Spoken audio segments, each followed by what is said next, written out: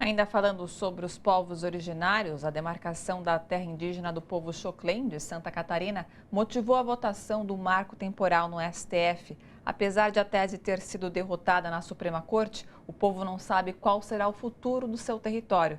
Para piorar, ainda sofre com as chuvas e a violência policial. Confira na reportagem de Lucas Weber, do Brasil de Fato. Mesmo após a derrota do marco temporal no Supremo Tribunal Federal, a comunidade Laclanoxoclé em Santa Catarina segue apreensiva sobre o futuro do seu território. A disputa pela demarcação dessa terra indígena foi o que motivou a Suprema Corte a realizar uma votação para definir, afinal, se a tese jurídica teria validade no Brasil ou não, a chamada repercussão geral. Pelo marco temporal, só poderiam ser demarcados os territórios que estavam ocupados por indígenas em 5 de outubro de 1988, data da promulgação da Constituição. A tese foi derrotada, mas a questão específica do Xoclém ainda não foi avaliada pelos ministros. Enquanto aguarda a definição de Brasília, o povo Xoclém vive uma situação definida como calamidade pública por lideranças locais e autoridades que acompanham a situação. Por conta da chuva que atinge o estado, parte da comunidade está alagada. A situação se intensificou quando, no início do mês, uma barragem dentro da terra indígena foi fechada para evitar que enchentes atingissem cidades do estado que ficam na região conhecida como Vale Europeu. No entanto, a medida inundou parte do território. A terra indígena está passando por uma situação muito difícil nas enchentes, né? Todas as terras indígenas, a terra indígena do povo Xoclém está coberta de água, onde o pessoal sempre viveu, sempre conquistando. Então é um momento um pouco triste, né, da situação do povo Xoclém. A barragem foi construída em 1972 durante a ditadura militar, mas só foi concluída nos anos 90. Ela deixou de ser utilizada em 2014. No dia que a barragem foi fechada, a Polícia Militar de Santa Catarina entrou no território indígena e atirou contra a população usando armamento não letal. Quando o conflito se intensificou, o Ministério dos Povos Indígenas prontamente enviou a representante Eunice Querechu para ajudar na negociação. Quando a gente chegou na terra indígena, a gente encontrou uma comunidade revoltada, uma comunidade com medo, uma comunidade desconfiada, né?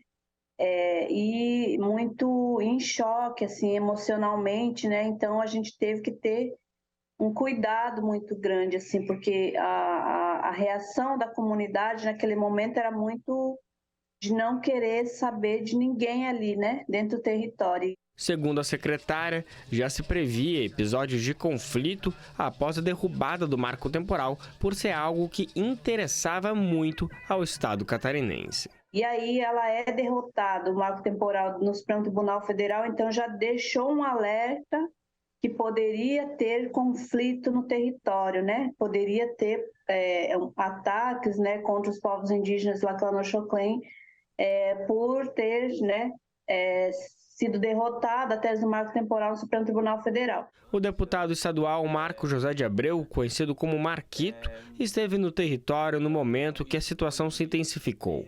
Ele explica que houve um acordo de contrapartidas com o governo do estado para o fechamento da barragem. Porém, nem tudo foi atendido. Que nós temos aí praticamente mais de 1/3 das famílias do território em isolamento ou isoladas e em situações de alojamentos precários, né? A gente sabe que eles têm recebido 20 litros d'água por família para uma semana, isso é muito pouco, né?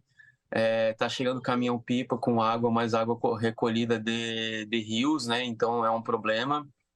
A gente sabe que tem casas que ficaram condenadas após a diminuição do reservatório também, e muito daquilo que era previsto dos cálculos, que nunca tinha acontecido esse fato de extravasar, então de ela chegar do seu porte de 100%, né? Teve muitos cálculos daqueles que eram previstos que foram altamente superados, né? Tem pontes que teve mais de 20 metros de água acima da ponte, né? O povo Xoclen reivindica a demarcação de um território de aproximadamente 37 mil hectares. No entanto, vive hoje em uma região de 14 mil, sendo que a barragem está inserida nesta porção. Essa reivindicação existe desde 1914, quando o povo vivia um conflito por conta da recente colonização alemã e italiana na região. Na década de 50, o indígena Xoclen foi até a capital federal reivindicar a demarcação de terras frente ao SPI, o Serviço de Proteção do Índio, que depois se tornaria a FUNAI. Ao voltar ao território, Brasílio Priprá foi assassinado. 70 anos depois, o irmão dele, de mesmo nome, segue na mesma luta. O projeto dela é de 52, né? 52. Por isso que em 54 ele foi contra, né? E até foi fazer uma reivindicação, até porque seria contra naquele momento sobre essa barragem. Então, quando ele volta do Rio de Janeiro, ele acabou sendo morto, né?